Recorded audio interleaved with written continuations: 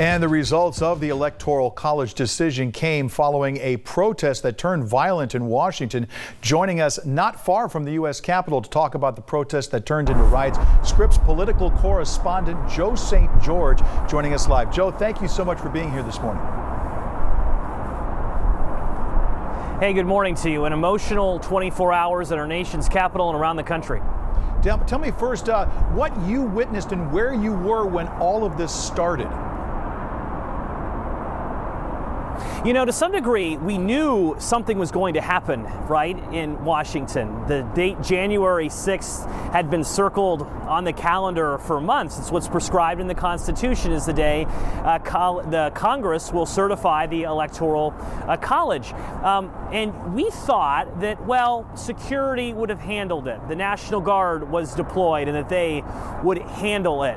But to some degree, shock went through this city and through this country when we saw the barricades breached, when we saw individuals on the steps, and then the building actually breached completely. So when you think about yesterday, it's a day we'll never forget, Washingtonians, but also Americans. You don't have to live in Washington to have felt something yesterday. People in California are certainly feeling stuff as well. Now, we've been seeing a lot of reaction on different social media platforms from representatives, from senators, from just congressional aides that were in the chambers when all of this happened. As you made your way over there, were you able to get in contact with anyone, and what was their reaction?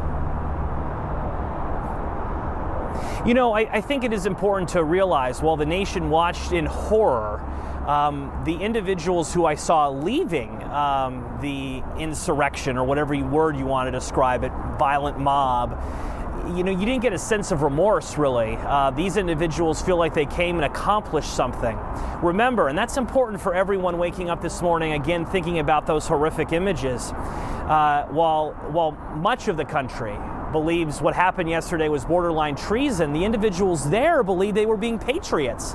And that shows how divided we are as a country. And it's going to be a challenge for President-elect Joe Biden. It's not going to be easy. He's not going to be able to power up the unity switch and change this country right away on January 20th. This is a divided nation. And what happens today, what happens tomorrow, I think will be pivotal for seeing if we can use this as a catalyst for change. Well, let's go ahead and jump off right from that point. There's been a lot of speculation overnight about where we go from here, possible things. People that are putting together another article of impeachment, possibly the 25th Amendment's been thrown around. Where do you see us advancing from here? Let's just say from today. Well, if you look at Democrats, they would want all of the above to be enacted, but it would take Republicans to take those steps. The 25th Amendment, if you don't have your pocket constitution handy, it basically requires the cabinet appointed by President Trump to sign a paper and hand over the powers to Vice President Mike Pence. That is something that only a select group of Republicans could do, and it would be a dramatic presidential moment. But look, I think what happens to President Trump over these next 13 days will be crucial. I think what he does today will be crucial. He's sent a tweet out via his aide because his Twitter account was locked overnight that he's conceded, essentially.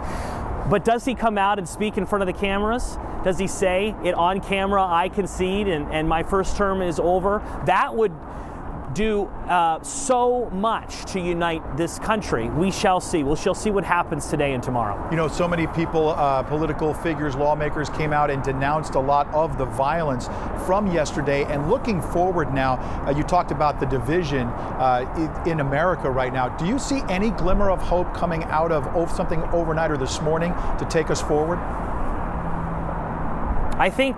Yeah, I do. I think people should be proud of their Congress this morning because in the midst of just a dramatic event, could you imagine, you know, being a United States Senator, a United States member of the House of Representatives, thinking you're safe inside the Capitol building, and then you're told, get out or run. go somewhere else. It's a dramatic event. And then hours later to come back and then certify the Electoral College and send a message around the world that democracy is alive in this country. Remember, this is a story not just in the United States, not just in California, not just in Washington. This is leading newscasts around the globe this morning. And overnight, Congress sent a message to those world leaders that democracy is still alive and well here in USA. Joe St. George on the ground in our nation's capital, providing us with that insight and our continuing coverage as we move through 2021. Thank you for your time this morning, Joe. Appreciate it.